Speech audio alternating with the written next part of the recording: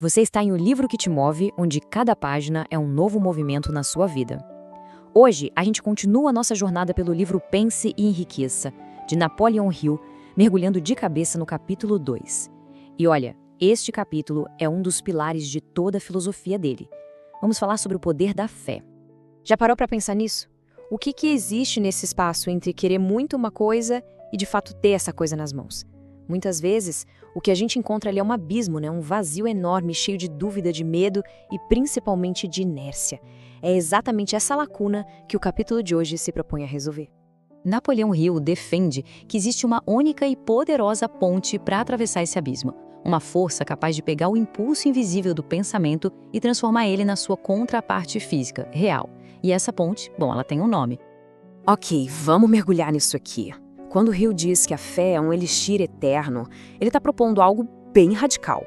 Não se trata daquela esperança passiva ou de um pensamento positivo meio vago. Ele descreve a fé como um ingrediente ativo, um catalisador químico que energiza os pensamentos, dando a eles força para se manifestar. É o que transforma uma simples ideia numa força que pulsa. Hill nos convida a entender a fé de um jeito diferente, chamando-a de o químico-chefe da mente. A gente vai descobrir agora o que isso realmente significa e como é possível, de forma consciente, usar essa química a nosso favor para transformar pensamentos em uma convicção emocional, daquelas que ardem do peito. E aqui está o pulo do gato. A fé, segundo Hill, não é algo que você tem ou não tem. Não é um dom místico. É um estado mental que pode ser cultivado, desenvolvido. É uma habilidade. Isso responde a uma das perguntas mais comuns.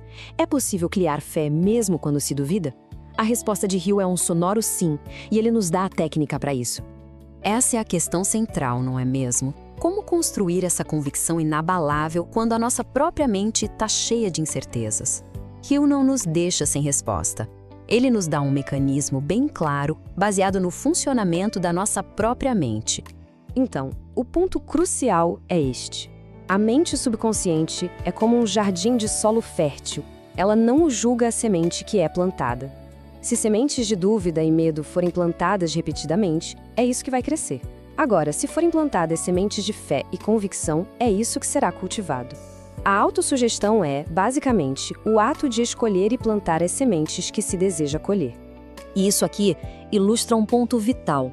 A mente subconsciente é movida pela emoção. Ela responde tanto a emoções positivas quanto a negativas com a mesma intensidade. É por isso que um medo persistente pode se manifestar tão poderosamente quanto uma fé persistente. A escolha de quais emoções vamos atrelar aos nossos pensamentos dominantes se torna, então, a decisão mais importante da nossa vida. Sabendo de tudo isso, Hill não nos deixa só com a teoria. Ele nos entrega uma fórmula prática, um passo a passo, para construir sistematicamente essa fé e autoconfiança a partir do zero.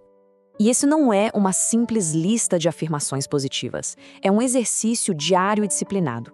Repare na linguagem. Eu exijo, eu concentro, eu dedico. São comandos diretos para a mente subconsciente, assinados, memorizados e repetidos em voz alta, com sentimento, todos os dias.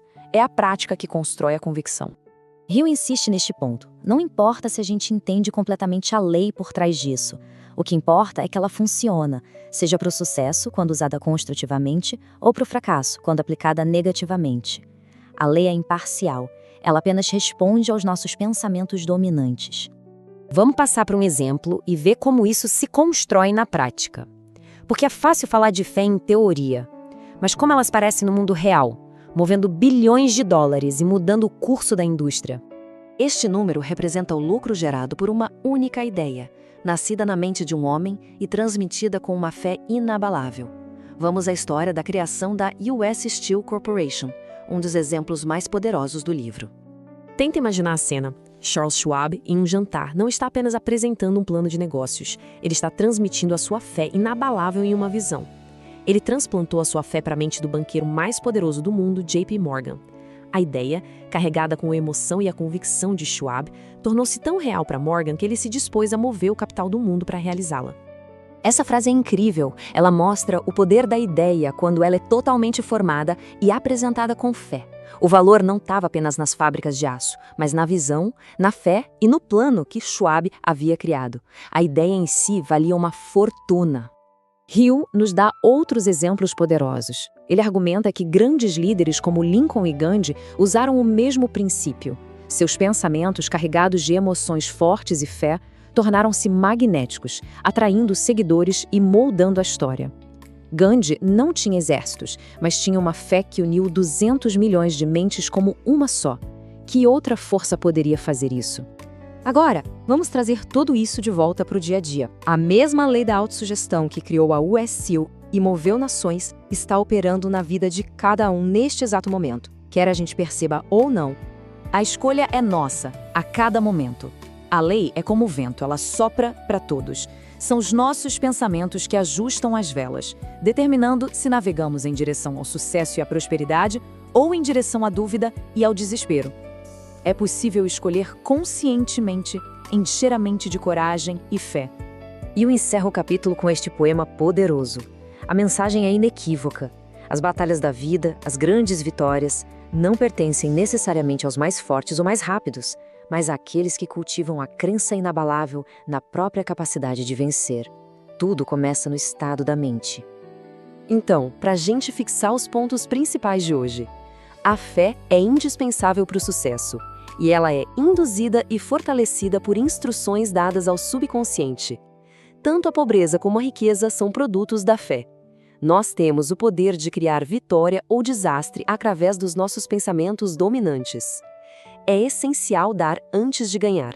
E, por fim, os pensamentos são magnéticos, atraindo pensamentos e pessoas semelhantes. Fica a reflexão. Qual é a semente de pensamento que tem sido regada ultimamente na mente? É uma de fé no potencial ou uma de dúvidas sobre as próprias capacidades?